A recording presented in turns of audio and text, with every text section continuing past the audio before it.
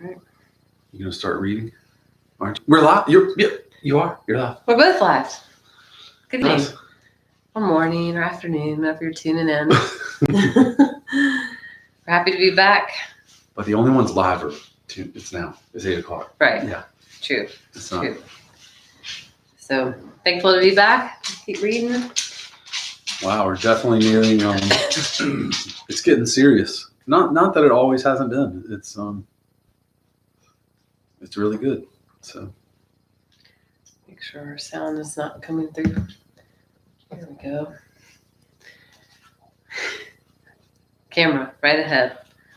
now we're on chapter 11, right?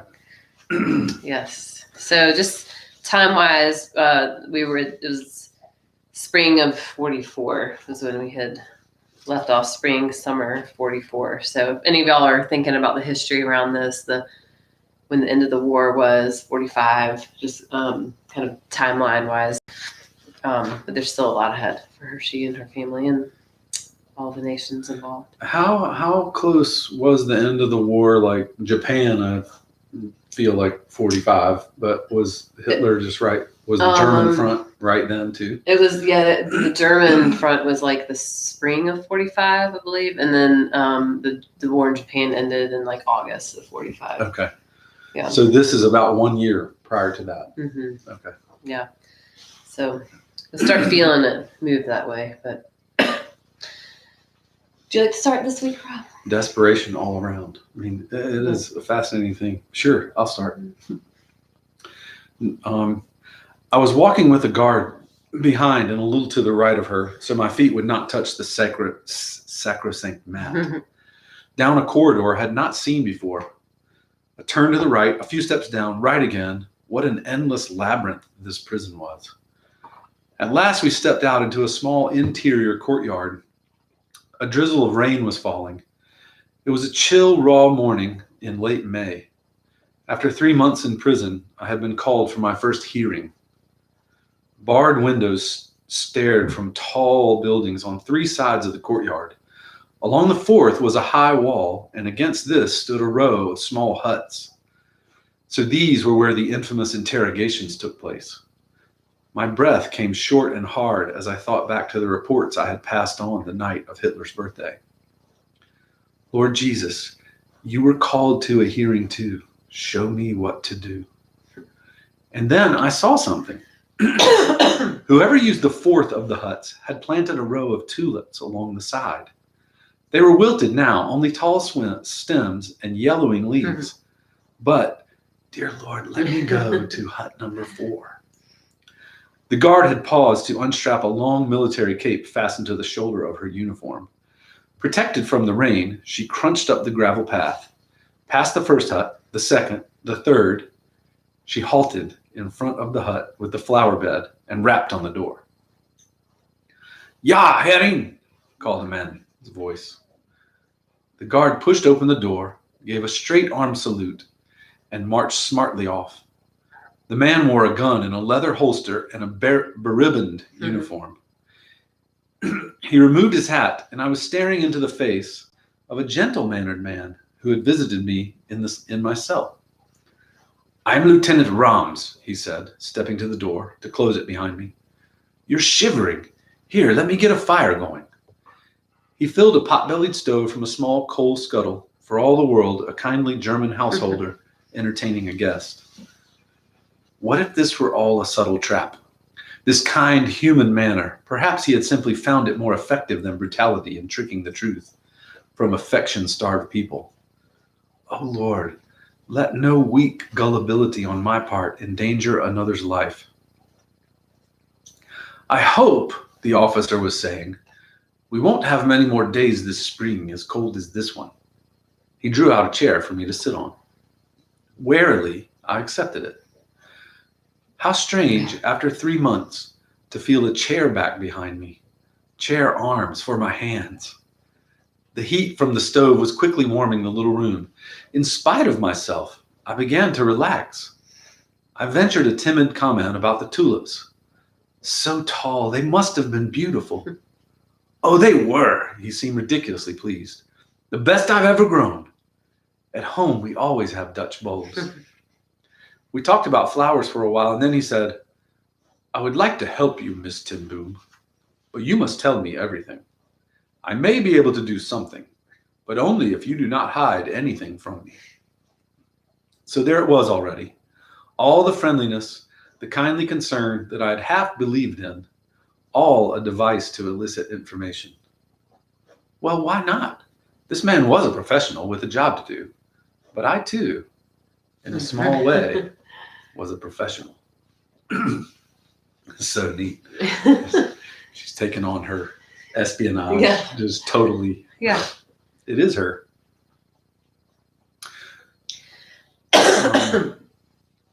It's really her Christianity. Right. It's her being Christian. Yeah. And she's professional at it. That's good. Pastors aren't the only professional Christians. Yeah.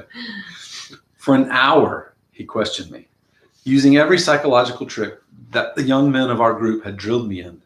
In fact, I felt like a student who is crammed for a difficult exam and then is tested on only the most elementary material. It soon became clear that they had believed the Baye had been a headquarters for raids on food ration offices around the country. Of all the illegal activities I had on my conscience, this was probably the one that I knew the least about. Other than receiving the stolen cards each month and passing them on, I knew no details of the operation. Apparently, my real ignorance began to show. After a while, Lieutenant Rums stopped making notes of my hopelessly stupid answers. I mean, what grace and mercy. You know, I wasn't asking about the phone or the building or anything. Right. Something she knew nothing about. Your other activities, Miss Ten Boom, what would you like to tell me about them? Other activities? Oh, you mean you want to know about my church for mentally retarded people? And I plunged into an eager account of my efforts at preaching to the feeble-minded. The lieutenant's eyebrows rose higher and higher. What a waste of time and energy, he exploded at last. If you want converts, surely one normal person is worth all the half-wits in the world. I stared into the man's intelligent blue-gray eyes. True National Socialist philosophy, I thought. Tulip bed or no. And then to my astonishment, I heard my own voice saying boldly, "May I tell you the truth, Lieutenant Rums?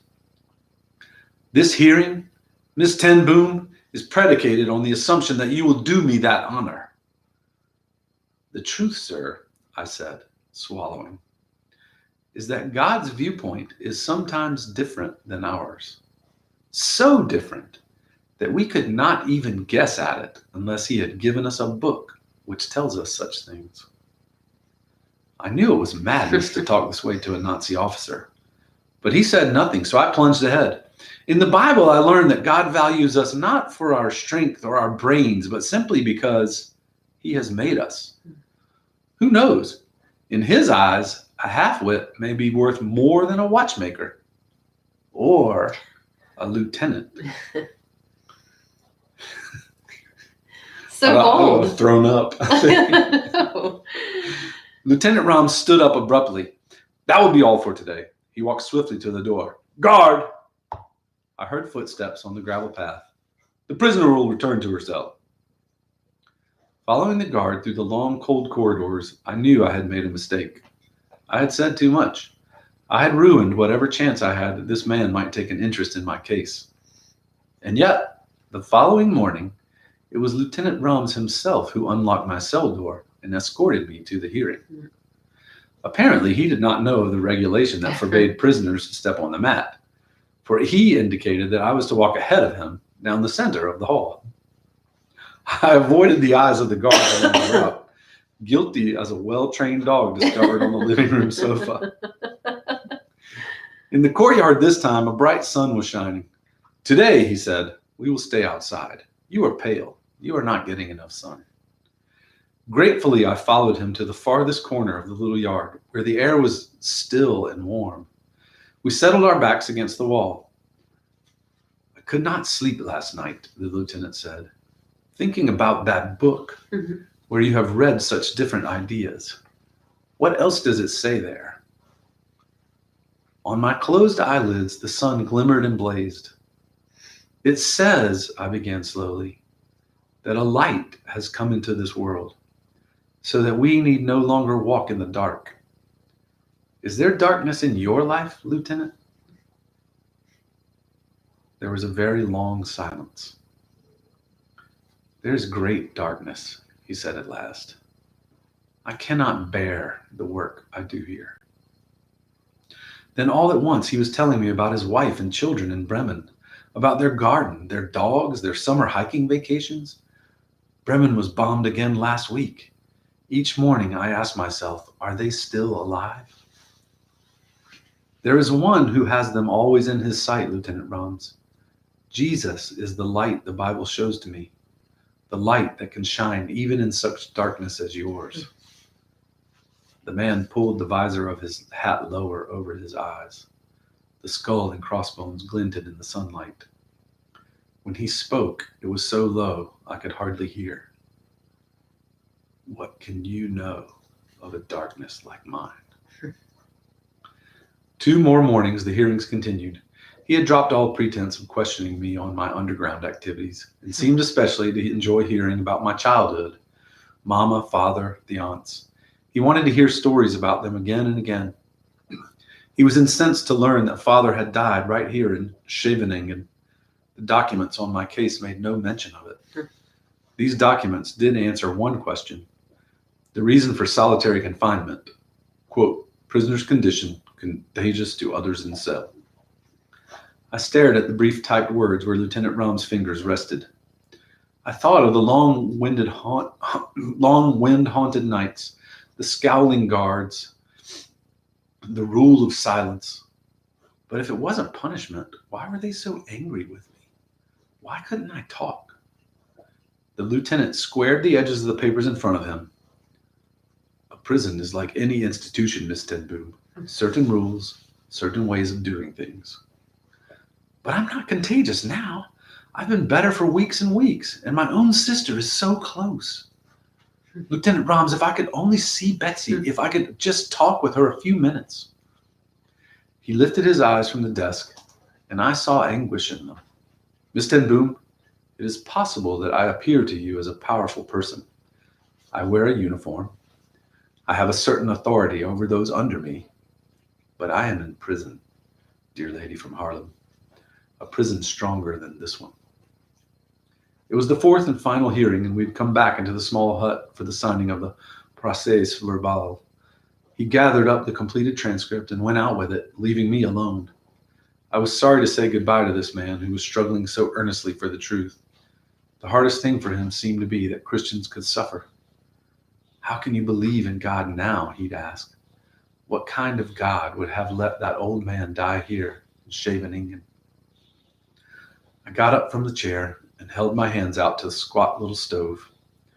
I did not understand either why Father had died in such a place. I did not understand a great deal. And suddenly, I was thinking of my father's own answer to hard questions. Some knowledge is too heavy. You cannot bear it. Your father will carry it until you are able. Yes, I would tell Lieutenant Rams about the train case. He always liked stories about Father. But when the lieutenant returned to the room, a guard from the women's wing was with him. Prisoner Ten Boom has completed her hearings, he said, and will return to her cell. The young woman snapped to attention. As I stepped through the door, Lieutenant Rams leaned forward. Walk slowly, he said, in corridor F. Walk slowly. What did he mean? The guard strode down the long door-lined halls so swiftly, I had to trot to keep up with her. Ahead of us, a prison trustee was unlocking the door to a cell. I trailed behind the guard as much as I dared, my heart thumping wildly. It would be Betsy's cell. I knew it.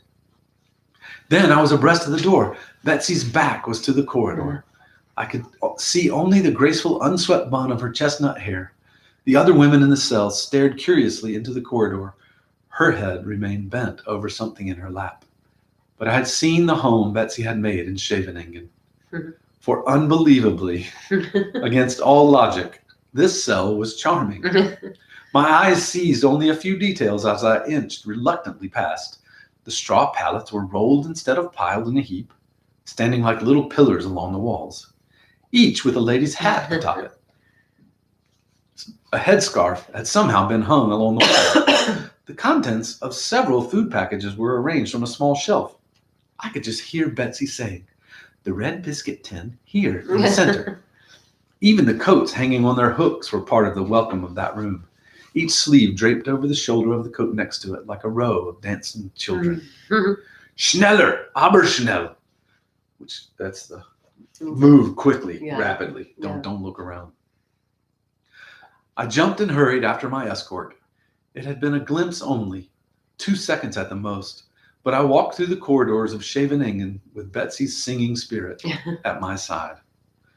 All morning I heard doors opening and closing. Now keys rattled outside my own.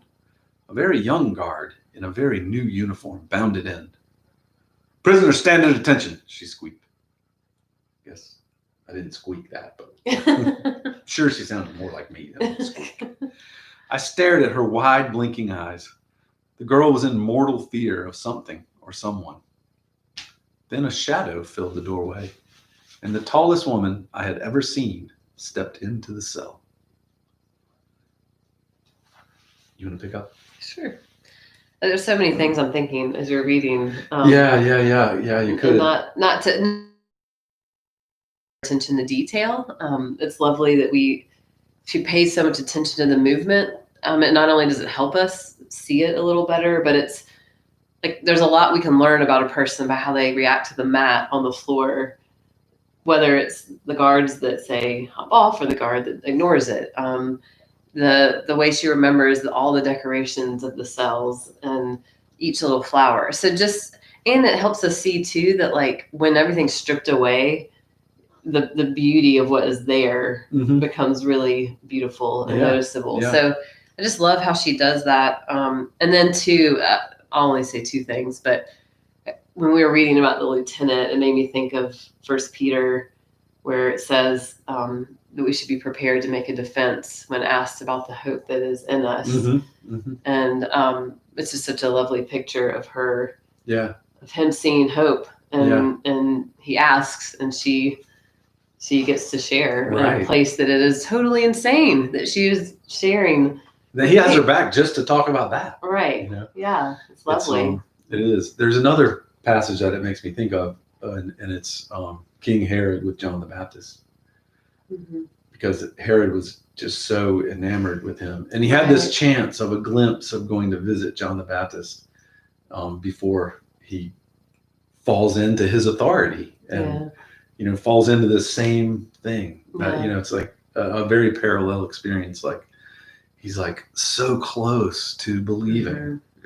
And there was his chance, and Herod blew it, it's don't stand on the mat, which rule do I follow?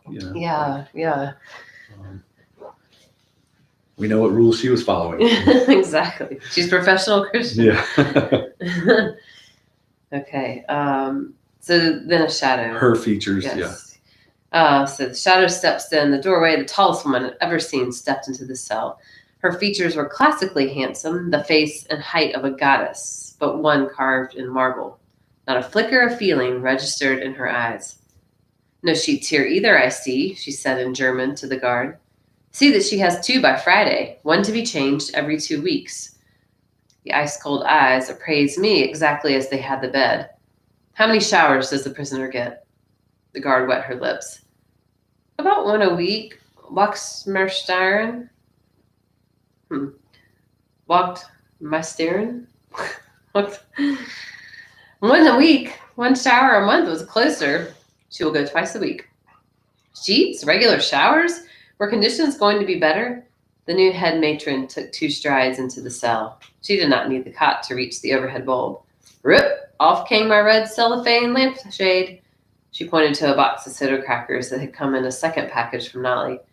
"No boxes in the cells," cried the little guard in Dutch, as indignantly as though this had been a long-standing rule. Not knowing what else to do, I dumped the crackers out onto the cot. At the matron's unspoken command, I emptied a bottle of vitamins and a sack of peppermint drops the same way. Unlike the former head matron, who shrieked and scolded endlessly in her rusted hinged voice, this woman worked in a terrifying silence. With a gesture, she directed the guard to feel beneath the mattress. My heart wedged in my throat. My precious remaining gospel was hidden there. The guard knelt and ran her hands the length of the cot. But whether she was too nervous to do a thorough job or whether there was a more mysterious explanation, she straightened up empty-handed. And then they were gone. I stood gazing numbly at the jumble of food on my cot. I thought of this woman reaching Betsy's cell, reducing it again to 4 walls and a prison cot. A chill wind was blowing through Scheveningen, cleaning, ordering, killing. Yeah, the craziness of the order about which chaos occurred in a lot of ways. It was this tall, ramrod straight woman who unlocked the door to my cell one afternoon in the second half of June and admitted Lieutenant Roms. At the severity in his face, I swallowed the greeting that had almost burst from me. "You will come to my office," he said briefly. "The notary has come." We might as well have been total strangers. "Notary?" I asked stupidly. "For the reading of your father's will." He made an impatient gesture. Obviously, this minor matter had interrupted a busy day. It's the law, family present when a will is opened. Already he was heading from the cell and down the corridor. I broke into a clumsy run to keep up with the strides of the silent woman beside me. The law? What law?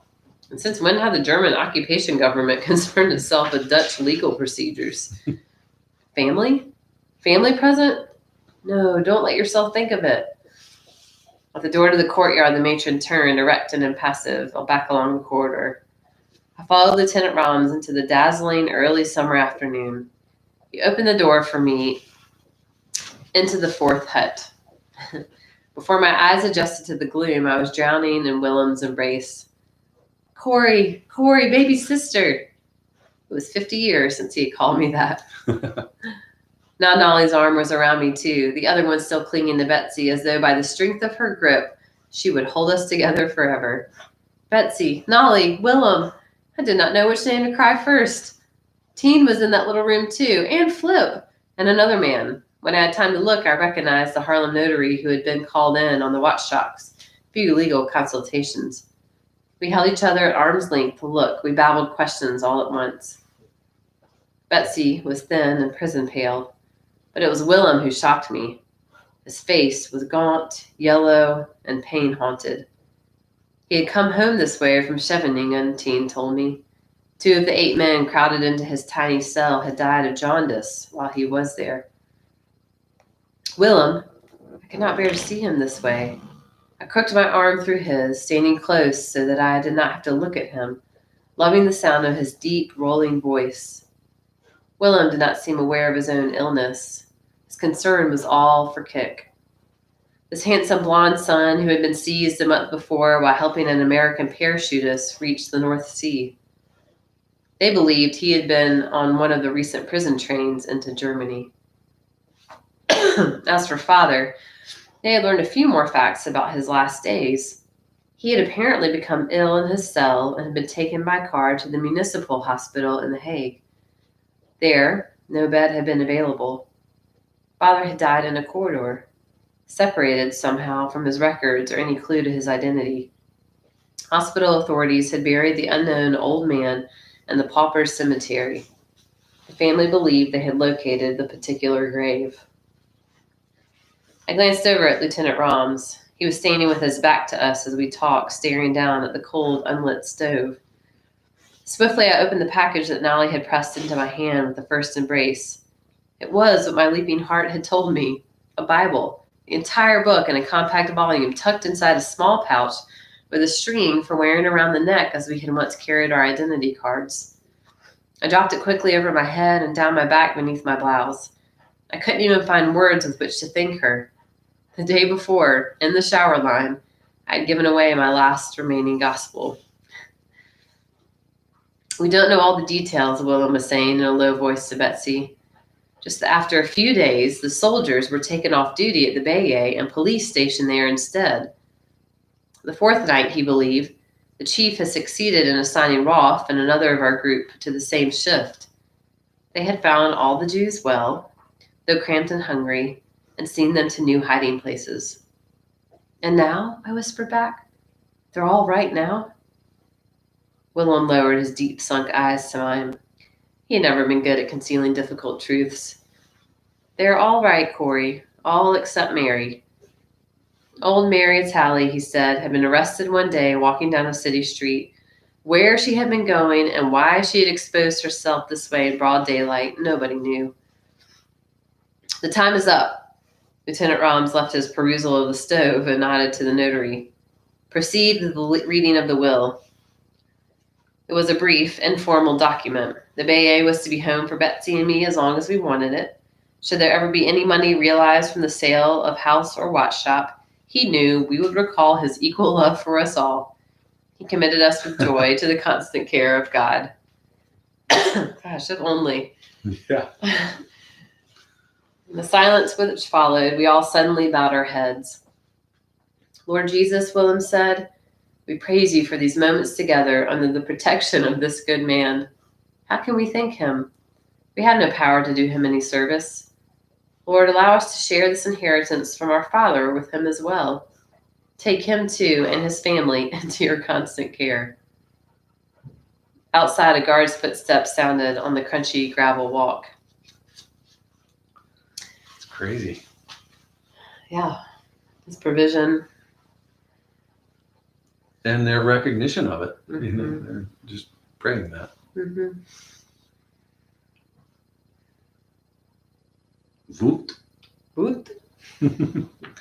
Chapter 12. Want me to start again? Sure. All right. Get your things together. Get ready to evacuate. Collect all possessions and pillowcases. The shouts of the guards echoed up and down the long corridor. I stood in the center of my cell in a frenzy of excitement. Evacuate? Then something was happening. We were leaving the prison. The counter-invasion must have begun. I snatched the pillowcase from the little wad of straw I had stuffed into it.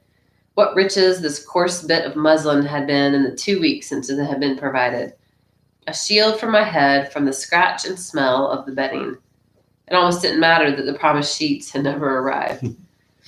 With trembling hands, I dropped my few belongings into it. The blue sweater, the pajamas, covered now back and front with embroidered figures, toothbrush, comb, a few remaining crackers wrapped in toilet paper.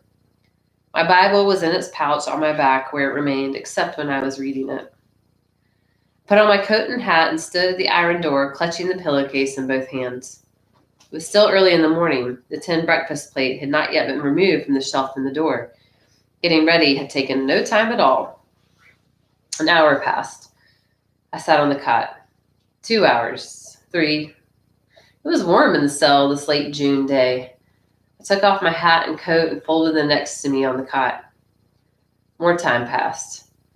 I kept my eyes on the ant hole, hoping for a last visit from my small friends, but they did not appear. Probably I had frightened them by my early dashing about. I reached into the pillowcase, took one of the crackers, and crumbled it about the little crack. No ants. They were staying safely hidden.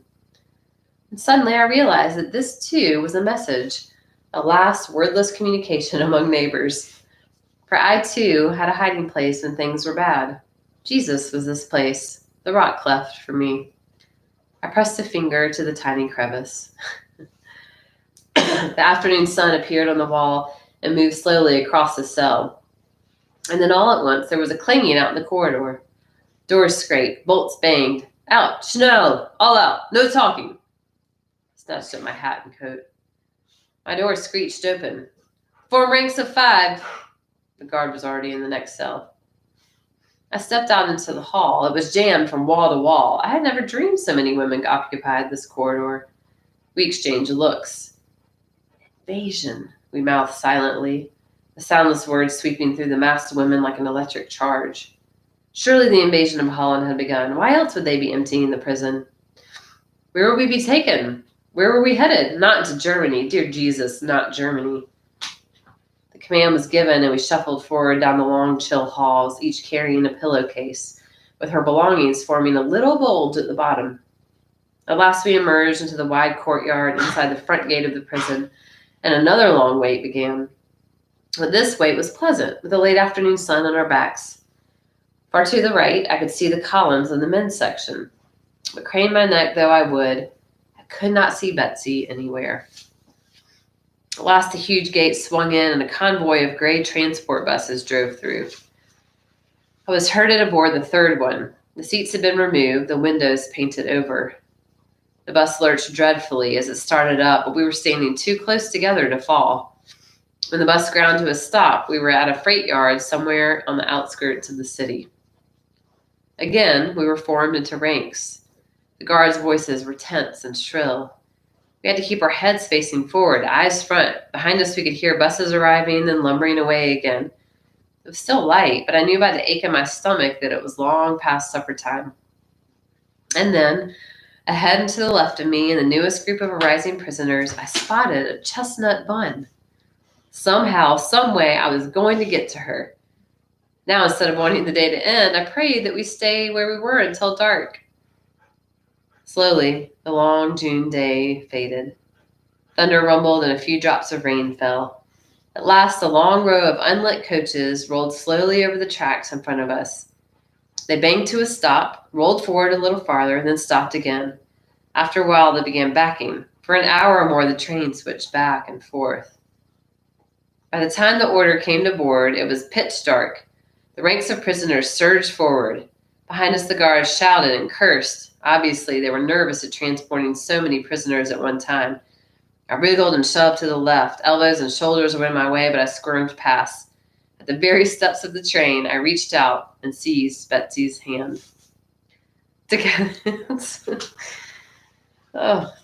we climbed onto the train. Together found seats in a crowded compartment. Together wept tears of gratitude. The 4 months in Scheveningen had been our first separation in 53 years. It seemed to me that I could bear whatever happened with Betsy beside me. More hours passed as the loaded train sat on the siding. For us, they flew. There was so much to share. Betsy told me about each of her cellmates, and I told her about mine and the little hole into which they scrambled at any emergency. As always, Betsy had given to others everything she had. The Bible that Nolly had smuggled to her, she had torn up and passed around book by book. It must have been 2 or 3 in the morning that the train at last began to move. We pressed our faces to the glass, but no light showed and clouds covered the moon. Thought uppermost in every mind was, is it Germany? At one point, we made out a tower that Betsy was sure was the cathedral at Delft. An hour more later, the clack of the train changed pitch. We were crossing a trestle, but a very long one. As the minutes passed and still we had not reached the other side, Betsy and I exchanged looks. The Moordijk Bridge! And we were headed south, not east into Germany, but south to Brabant. For the second time that night, we wept tears of joy. I leaned my head back against the wooden slats of the seat and shut my eyes, reliving another train trip to Brabant. Mama's hands had gripped Father's, then as the train swayed. Then, too, it was June, the June of the first sermon, of the garden back of the manse of Corel. You want to pick up? I must have fallen asleep back in that other June, for when I opened my eyes, the train had stopped. Voices were shouting at us to move. Schneller, aber schnell! An eerie glare lit the windows. Betsy and I stumbled after the others along the aisle and down the iron steps. We seemed to have stopped in the middle of a woods. Floodlights mounted in trees lit a broad, rough-cleared path lined by soldiers with leveled guns. Spurred by the shouts of the guards, Betsy and I started up the path between the gun barrels. Schneller, close ranks, keep up, 5 abreast. Betsy's breath was coming short and hard, and still they yelled at us to go faster. It had rained hard here, for there were deep puddles in the path. Ahead of us, a white-haired woman stepped to the side to avoid one. A soldier struck her in the back with a gun butt. I took Betsy's pillowcase along with mine, hooked my other arm through hers, and hauled her along beside me. The nightmare march lasted a mile or more. At last, we came to a barbed wire fence surrounding a row of wooden barracks. There were no beds in the one we entered, only long tables with backless benches pulled up to them. Betsy and I collapsed onto one of those. Under my arm, I could feel the irregular flutter of her heart. We fell into an exhausted sleep, our heads on the table. The sun was streaming through the barracks windows when we woke up. We were thirsty and hungry. We had had nothing to eat or drink since the early meal at Scheveningen the morning before. But all day, no guard or any official person appeared inside the barracks. At least when the sun was low in the sky, a prisoner crew arrived with a great vat of some thick, steamy substance that we gobbled ravenously. And so began our stay in this place that we learned was named Vught, after the nearest small village. Unlike Scheveningen, which had been a regular Dutch prison, Vught had been constructed by the occupation, especially as a concentration camp for political prisoners. We were not yet in the camp proper, but in a kind of quarantine compound outside. Our biggest problem was idleness. Wedged together as we were around the long rows of tables with nothing to do. We were guarded by the same young women who had patrolled the corridors at Scheveningen. They had been adequate enough as long as we were behind locked doors. Here, they seemed at a loss. Their only technique for maintaining discipline was to shriek obscenities and hand out punishments to all alike. Half rations for the entire barracks, an extra roll call at rigid attention, a ban on talking for 24 hours. Only one of our overseers never threatened or raised her voice. This was the tall, silent head matron from Scheveningen.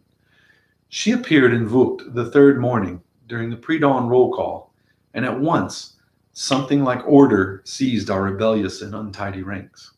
Lines straightened, hands were clamped to sides, whispers ceased as those cold blue eyes swept across us. Among ourselves, we nicknamed her the General. During one long roll call, a pregnant woman at our table slumped to the floor, striking her head against the edge of the bench. The General did not so much as pause in her expressionless reading of names. We had been in this outer camp at Vught almost 2 weeks when Betsy and I, along with a dozen others, were called out by name during morning roll call. When the rest had been dismissed, the General distributed typewritten forms among us and instructed us to present them at the administration barracks at 9 o'clock. A worker on the food crew, a long-term prisoner from the main camp, smiled encouragingly as he laid out our breakfast. "You're free," he whispered. "Those pink forms mean release." Betsy and I stared disbelievingly at the sheets of paper in our hands. Free? Free to leave? Free to go home? Others crowded around, congratulating us, embracing us. The women from Betsy's cell at Scheveningen wept unabashedly. How cruel to have to leave all these behind. Surely the war will be over very soon, we told them. We emptied our pillowcases, passing out our few belongings among those who had to stay. Long before 9, we were standing in the big wooden anteroom of the administration. At last, we were summoned to an inner office where our forms were examined, stamped, and handed over to a guard. We followed this man down a corridor into another office. For hours, the process continued as we were shuttled from one room, an official to another, questioned, fingerprinted, sent on to the next post. The group of prisoners grew until there were 40 or 50 of us standing in line behind a high anchor chain fence topped with barbed wire. On the other side of the fence was a white birch woods. Above our heads, the blue Brabant sky. We too belonged to that wide, free world. The next barracks we entered held a row of desks with women clerks seated behind them. At one of these, I was handed a brown paper envelope. I emptied it into my hand, and the next moment was staring in disbelief at my Alpina watch, Mama's ring, even my paper guilders. I had not seen these things since the night we arrived at Scheveningen. Money. Why, that belonged to the world of shops and trolley cars. We could go to a train station with this money. 2 fares to Haarlem, please. We marched along a path between twisted rolls of barbed wire and through a wide gate into a compound of low tin-roof barracks. There were more lines, more waits, more shuffling from desk to desk, but already the camp and its procedures had become unreal to me. Then we were standing before a high counter, and a young male clerk was saying, "Leave all personal effects at the window marked C." But they just gave them back to me. Watches, purses, jewelry. Mechanically, like a machine with no will of its own, I handed watch, ring, and money through a small barred window. A uniformed woman swept them into a metal box. "Move along, next." Then we were not to be released. Outside this building, a florid-faced officer formed us into a double column and marched us across a broad parade ground. At one end of it, a crew of men with shaved heads and striped overalls were digging a ditch. What did it mean?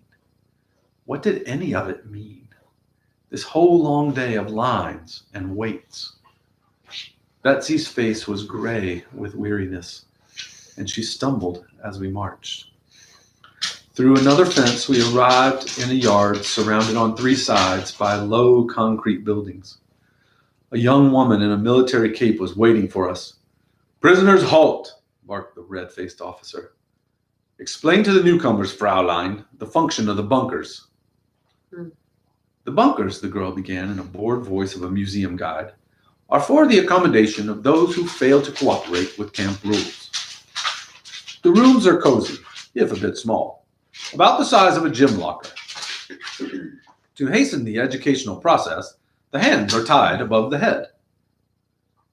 Even as the horrid recital continued, two guards came out of the bunkers, carrying between them the form of a man. He was alive, for his legs were moving, but he seemed to have no conscious control over them. His eyes were sunken and rolled back in his head.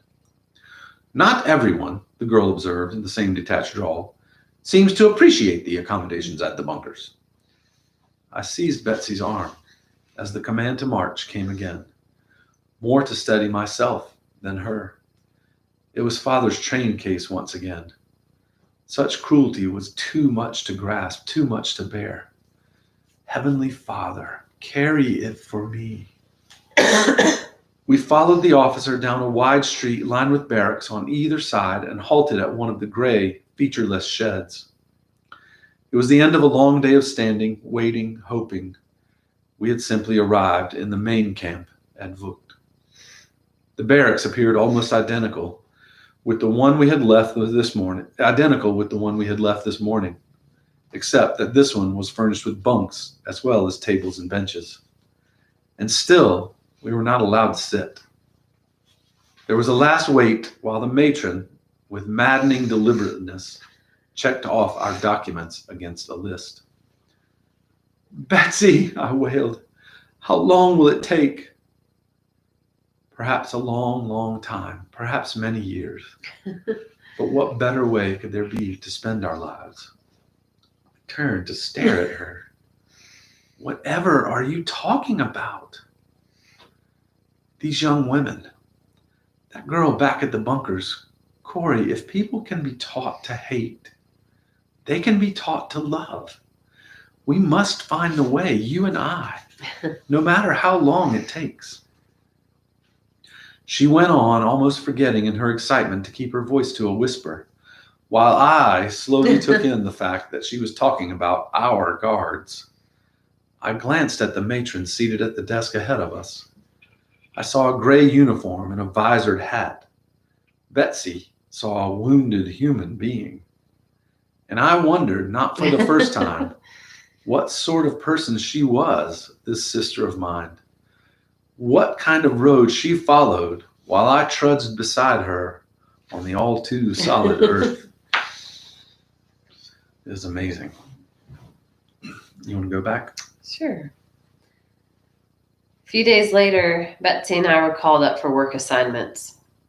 One glance at Betsy's pallid face and fragile form, and the matron waved her contemptuously back inside the barracks where the elderly and infirm spent the day sewing prison uniforms. The women's uniforms here in Voot was a blue overall with a red stripe down the side of the leg, practical and comfortable, and a welcome change after our own clothes that we had worn since the day of our arrest.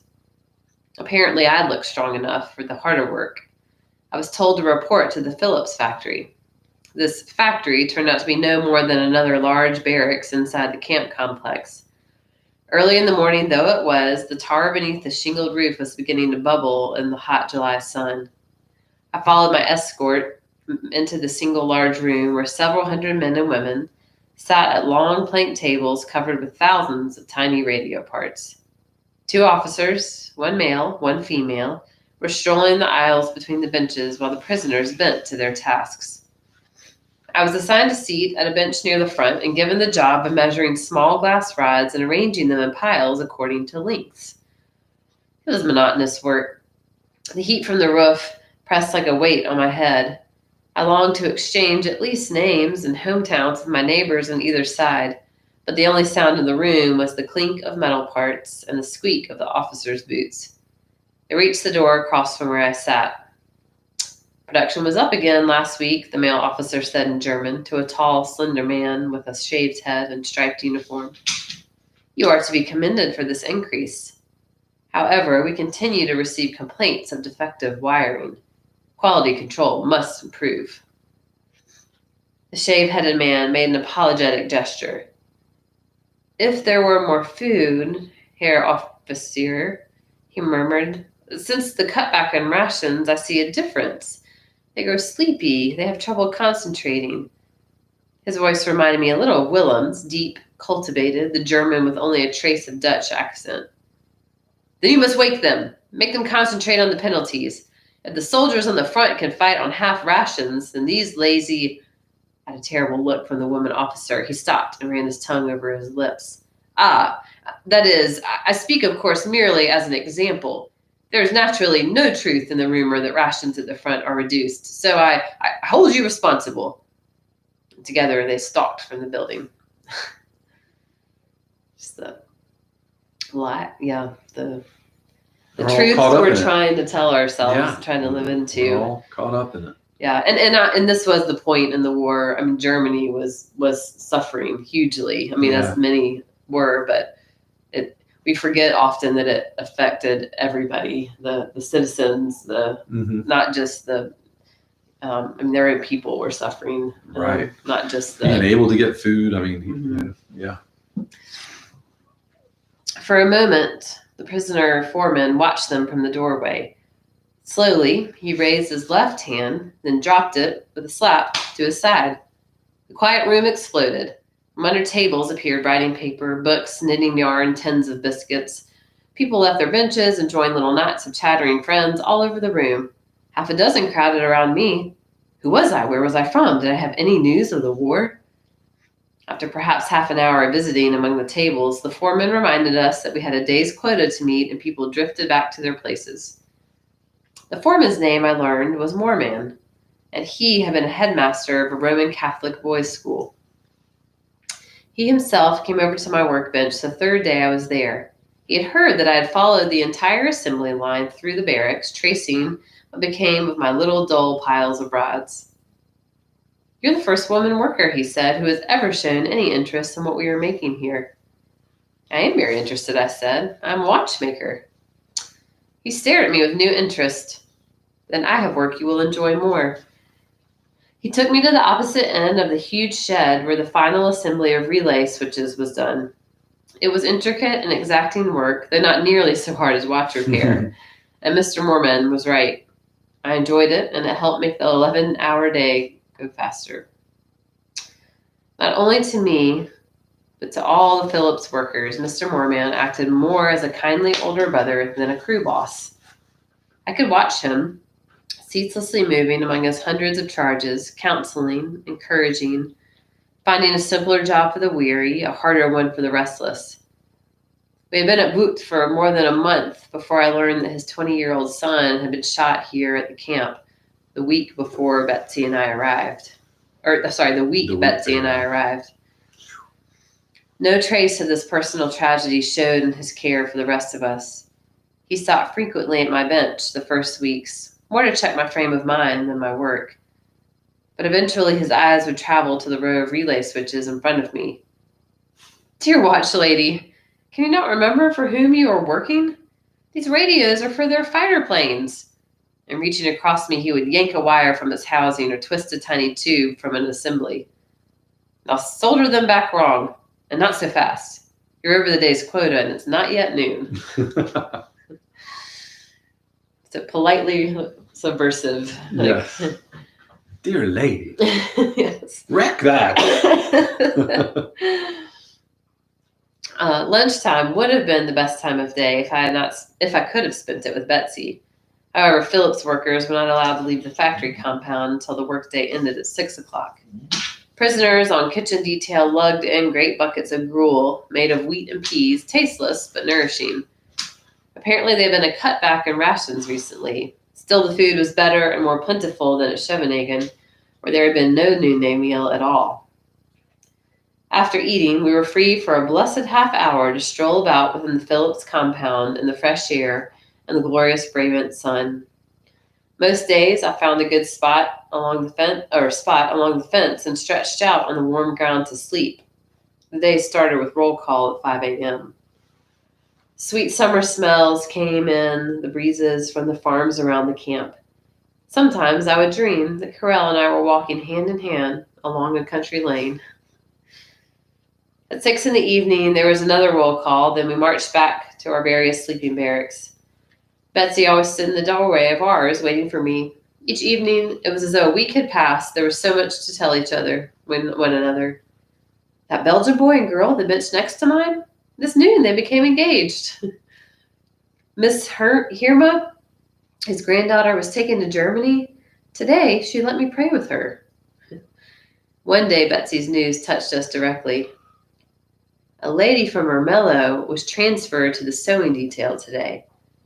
When I introduced myself, she said, "Another one." What did she mean? Corrie, do you remember the day we were arrested? A man came to the shop. You were sick, and I had to wake you up. I remembered very well. I remember the strange, roving eyes, the uneasiness in the pit of my stomach that was more than fever. Apparently, everyone in Ermelo knew him. He worked with the Gestapo from the first day of occupation. He reported this woman's 2 brothers for resistance work, and finally herself and her husband, too. When Ermelo had finally caught on to him, he had come to Haarlem and teamed up with William Z. and Captain. His name was Jan Vogel. Flames of fire seemed to leap around that name in my heart. I thought of Father's final hours, alone and confused in a hospital corridor, of the underground work so abruptly halted. I thought of Mary Italy arrested while walking down a street, and I knew that if Jan Vogel stood in front of me now, I could kill him. Betsy drew the little cloth bag from beneath her overalls and held it out to me, but I shook my head. Betsy kept the Bible during the day since she had more chance to read and teach from it here than I did at Phillips Barracks. In the evenings, we held a clandestine prayer meeting for as many as could crowd around our bunk. You lead the prayers tonight, Betsy. I have a headache. More than a headache. All of me ached with the violence of my feelings about the man who had done us so much harm. That night I did not sleep, and the next day at my bench scarcely heard the conversation around me. By the end of the week, I had worked myself into such a sickness of body and spirit that Mr. Moorman stopped at my bench to ask if something were wrong. Wrong? Yes, something's wrong. And I plunged into an account of that morning. I was only too eager to tell Mr. Moorman and all Holland how Jan Vogel had betrayed his country. What puzzled me all this time was Betsy. She had suffered everything I had, and yet she seemed to carry no burden of rage. Betsy, I hissed one dark night, when I knew that my restless tossing must be keeping her awake. 3 of us now shared this single cot as the crowded camp daily received new arrivals. Betsy, don't you feel anything about Jan Vogel? Doesn't it bother you? Oh, yes, Corrie, terribly. I've felt for him ever since I knew, and pray for him whenever his name comes to my mind. How dreadfully he must be suffering. Oh, Betsy. Just want to just kick her out of the ball. Like, bring in a fourth person. She's out of here. Roll over, roll over. Yeah. For a long time, I lay silent in the huge, shadowy barracks, restless with the sighs, snores, and stirrings of hundreds of women. Once again, I had the feeling that this sister, with whom I had spent all my life, belonged somehow to another order of beings. Wasn't she telling me in her gentle way that I was as guilty as Jan Vogel? Didn't he and I stand together before an all-seeing God, convicted of the same sin of murder? For I had murdered him with my heart and with my tongue.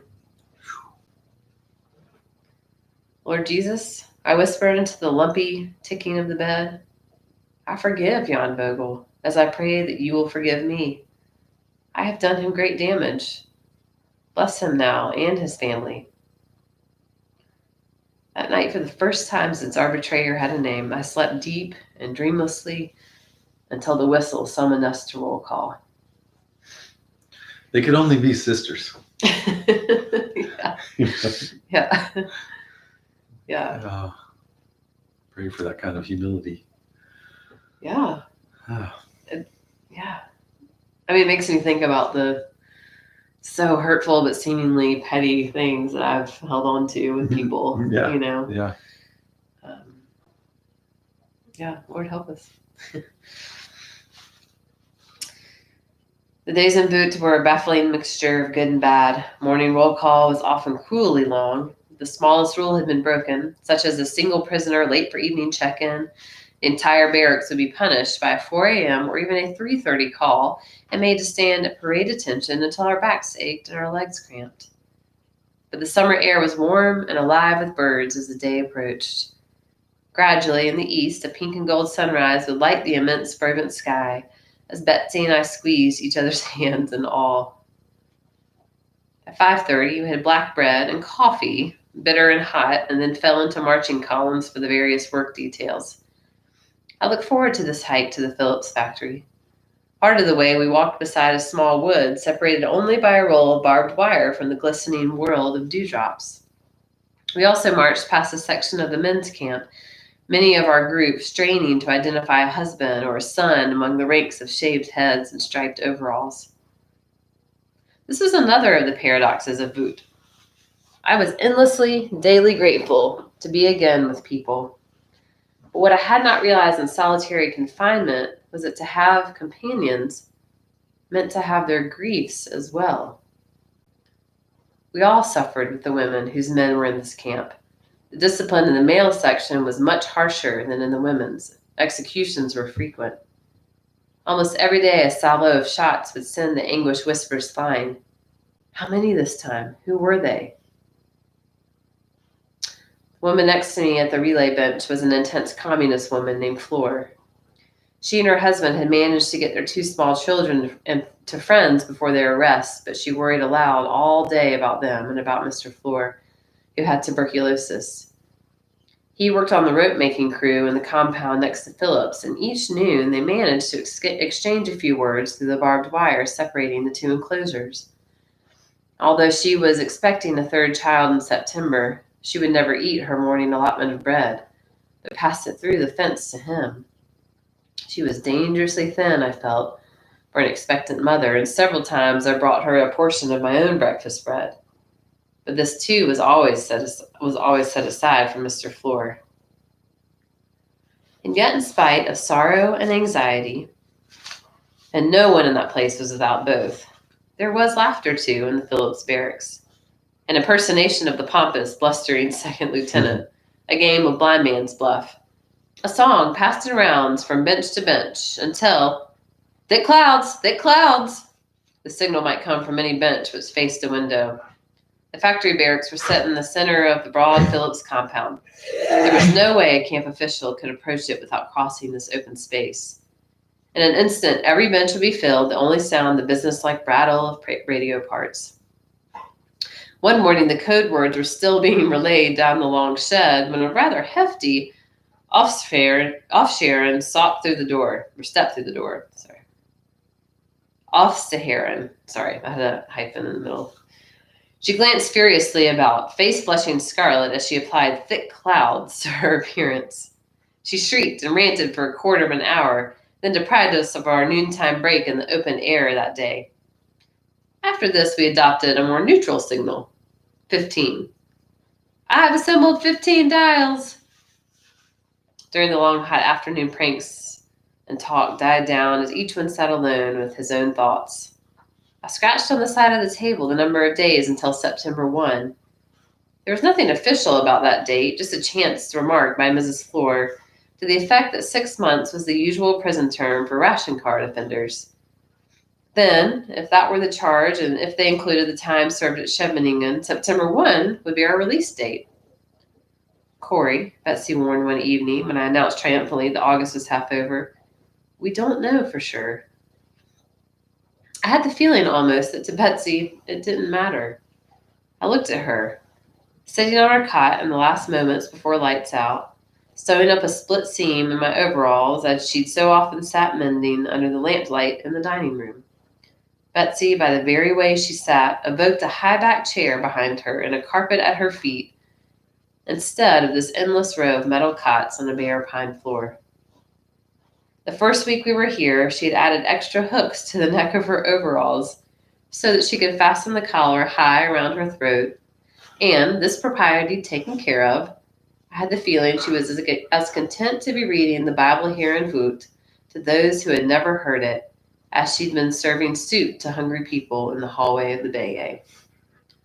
As for me, I set my heart every day more firmly on September 1. It is just incredible, right? What was that she said on the page before? The paradox of being with people is to carry their griefs as well. Yeah. And that is part of why isolation is not good for us. Like we can't, and a lot of us are sensing that these 6 months, right? Yeah. Like we're not meant to carry these things alone, and we're not meant to stay away out of other people's. Yeah. It's uncomfortable. Yeah, it is. I'm glad that this is available. What a gift.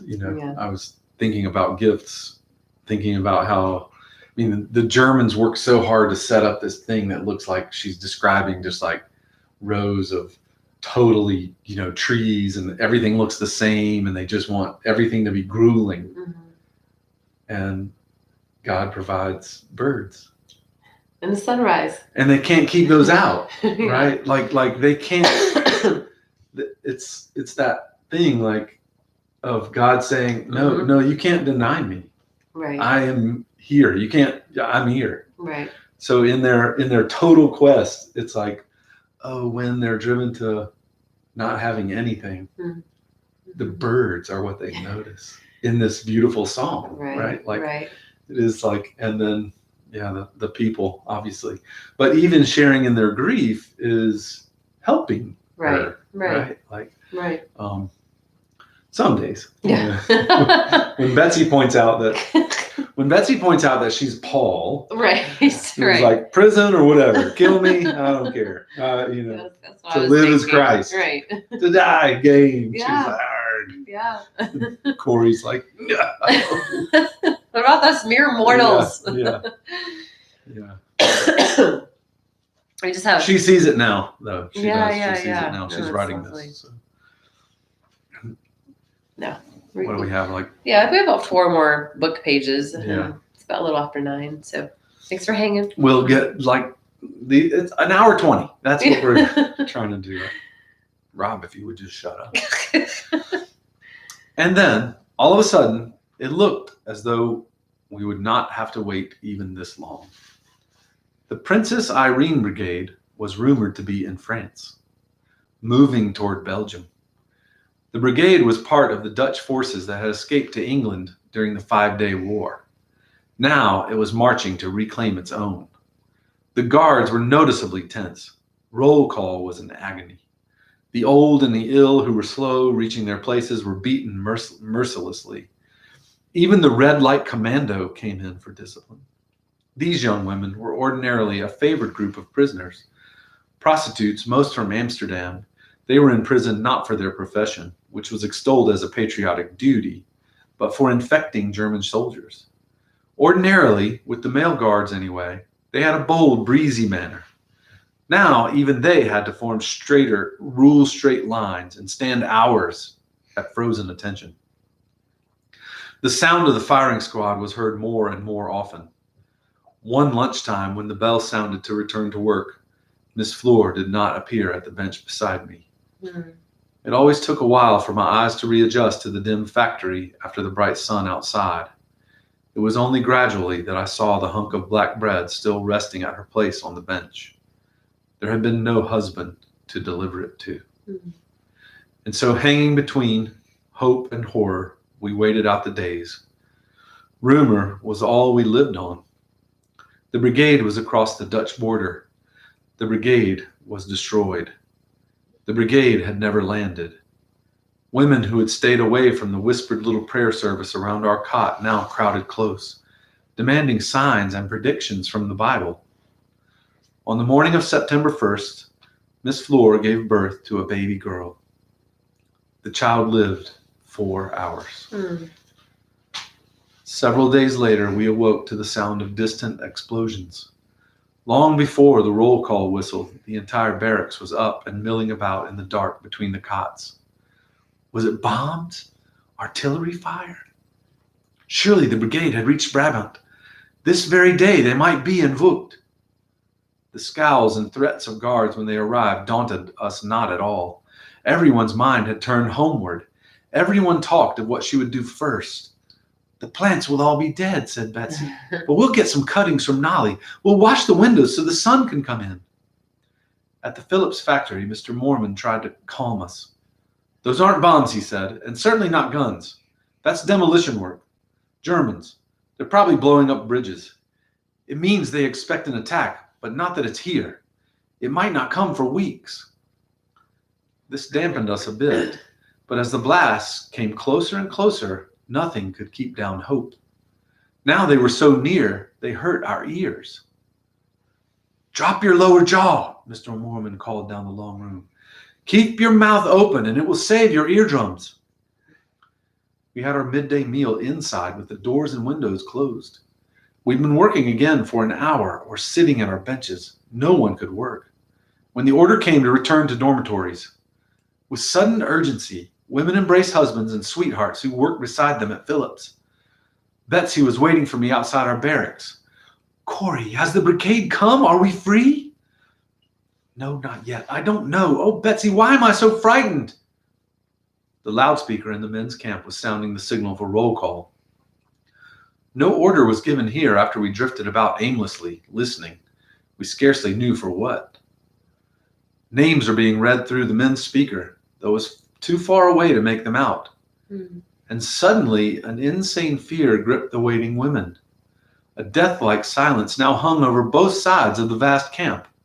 The loudspeaker had fallen silent. We exchanged wordless looks. We almost feared to breathe. Then rifle fire split the air. Around us, women began to weep. A second volley, a third. For 2 hours, the executions went on. Someone counted.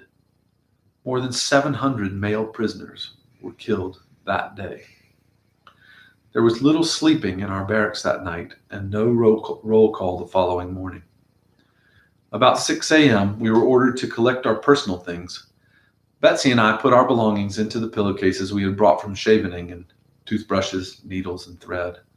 A small bottle of de Vitamin oil that had come in the Red Cross package. Nolly's blue sweater, which was the only thing we had brought with us when we left the quarantine camp 10 weeks before. I transferred the Bible in its bag from Betsy's back to my own. She was so thin, it made a visible bump between her shoulders. We were marched to a field where soldiers were passing out blankets from the backs of open trucks. As we filed past, Betsy and I drew 2 beautiful, soft new ones. Mine was white with blue stripes, Betsy's white with red stripes, obviously the property of some well-to-do family. About noon, the exodus from camp began. Through the drab streets of barracks we went, past the bunkers, through the maze of barbed wire compounds and enclosures, and at last onto the rough dirt road through the woods down which we had stumbled that rainy night in June. Betsy hung hard to my arm. She was laboring for breath, as she always did when she had to walk any distance. "March! Schnell! Double time!" I slipped my arm beneath Betsy's shoulder and half carried her the final quarter mile. At last the path ended, and we lined up facing a single track, over 1,000 women standing toe to heel. Farther along, the men's section was also at the siding. It was impossible to identify individuals among the shaved heads glistening in the autumn sun. At first, I thought our train had not come, and then I realized that these freight cars standing on the tracks were for us. Already, the men were being prodded aboard, clambering up over the high sides. We could not see the engine, just this row of small, high-wheeled European boxcars stretching out of sight in both directions. Machine guns mounted at intervals on the roof. Soldiers were approaching along the track, pausing at each car to haul open the heavy sliding door. In front of us, a gaping black interior appeared. Women began to press forward. Clutching our blankets and pillowcases, we were swept along with the others. Betsy's chest was still heaving oddly after the rapid march. I had to boost her over the side of the train. At first, I could make out nothing in the dark car. Then, in a corner, I saw a tall, uneven shape. It was a stack of bread, dozens of flat black loaves piled one on top of another. A long trip, then. The small car was getting crowded. We were shoved against the back wall. 30 or 40 people were all that could fit in. And still the soldiers drove women over the side, cursing, jabbing with their guns. Shrieks rose from the center of the car, but still the press increased. It was only when 80 women were packed inside that the door thumped shut, and we heard iron bolts driven into place. Women were sobbing, and many fainted, although in the tight wedged crowd they remained upright.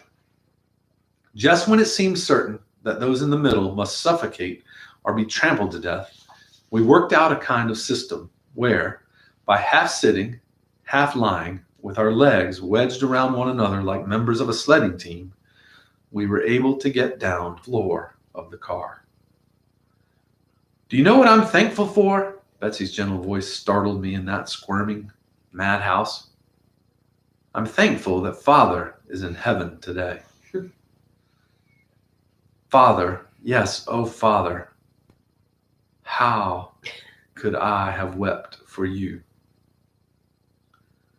The warm sun beat down on the motionless train.